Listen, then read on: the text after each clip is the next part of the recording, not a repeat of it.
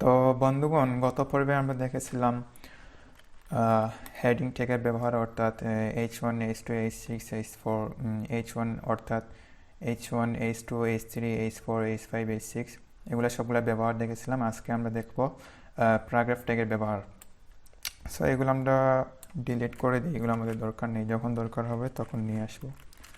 So চলুন আমরা paragraph ট্যাগটি লেখার নিয়ম হচ্ছে আপনারা অলরেডি জানেন, এটা আমি অনেক আগে দেখিয়েছিলাম।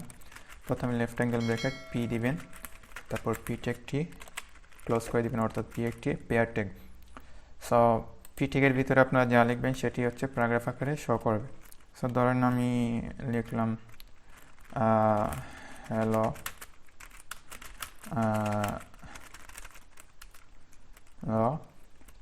আই এম ফ্রম, এমনি একটা লিখলাম, আপনারা যা ইচ্ছা লিখতে পারেন, সমস্যা নেই। সো আমি এটাকে লিখে এটাকে আমি বারবার কপি পেস্ট করলাম, এটাকে কপি করে বারবার পেস্ট করে দিলাম অনেকবার। সো একটা জিনিস দেখুন আমরা এটাকে লেখার পর সেভ করে তারপর এখানে গেলাম, দেখুন এখন যদি রিলোড দিই আমি, আপনারা দেখতে পাচ্ছেন আমাদের প্যারাগ্রাফটি চলে আসলো। সো এখন দেখুন আমাদের যে প্যারাগ্রাফটি আছে সেটি কিন্তু এই একটা লাইনের মধ্যে পুরো প্যারাগ্রাফটি চলে আসে।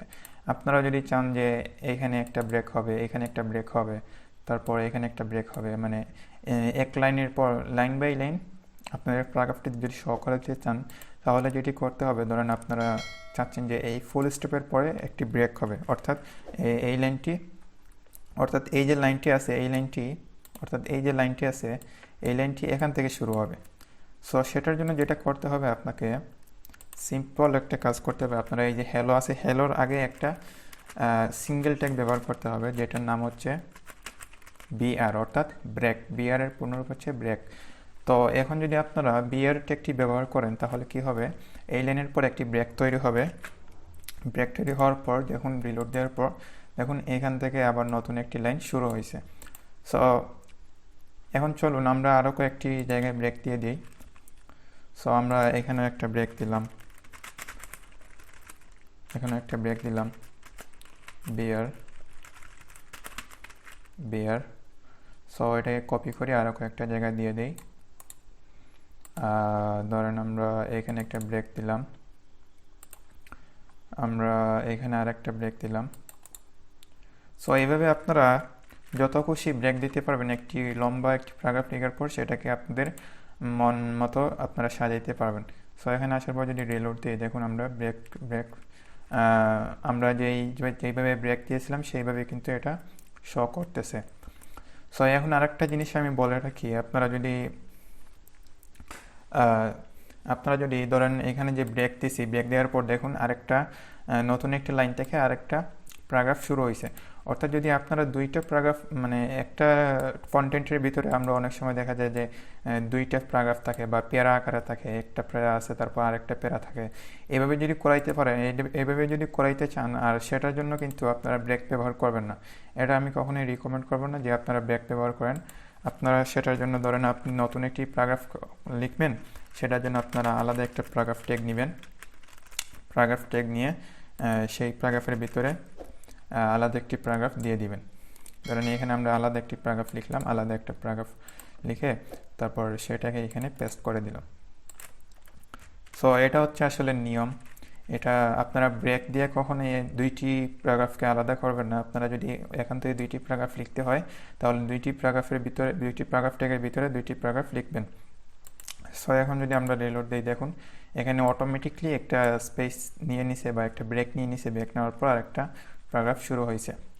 সো এখন আরেকটা জিনিস দেখাই আপনাদের, দেখেন আরেকটা ট্যাগ আছে এখানে, যেটার মাধ্যমে আসলে ফ্রন্টটাকে চেঞ্জ করা যায়। যে ফ্রন্টটা আছে, ধরেন আমরা যেই ট্যাগটা হচ্ছে সেটি হচ্ছে প্রি, যেটা হচ্ছে একটা পেয়ার ট্যাগ।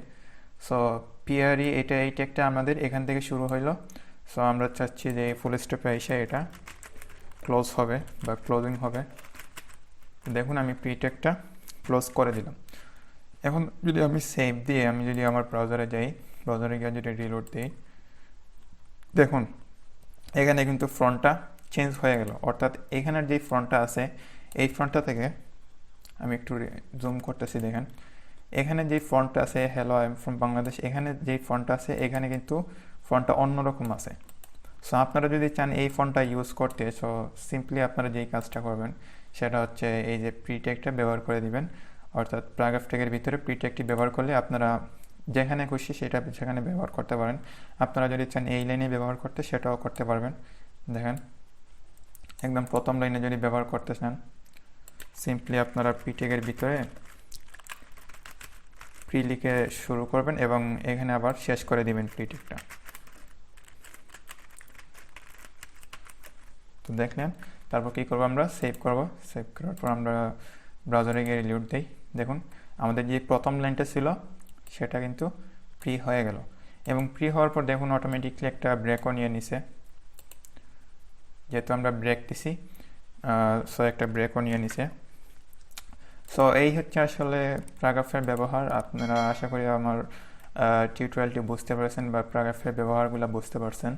সো যদি আপনাদের কোনো সমস্যা হয় বা কোথাও বুঝতে অসুবিধা হয় বা তাহলে অবশ্যই আমার ইউটিউব চ্যানেলে কমেন্ট করে জানাবেন বা আমার চ্যানেলের যেই ডেসক্রিপশন আছে সেখানে আমার ফেসবুক পেজের লিঙ্ক দেওয়া আছে, সেখানে আমাকে নক করবেন। আপনারা অবশ্যই কমেন্ট করে জানাবেন কোনো সমস্যা হলে, আমি আপনাদের কমেন্টটি রিপ্লাই দেবো ইনশাল্লাহ। সো সবাই ভালো থাকবেন, দেখা হচ্ছে পরবর্তী পর্বতে। আল্লাহ হাফেজ।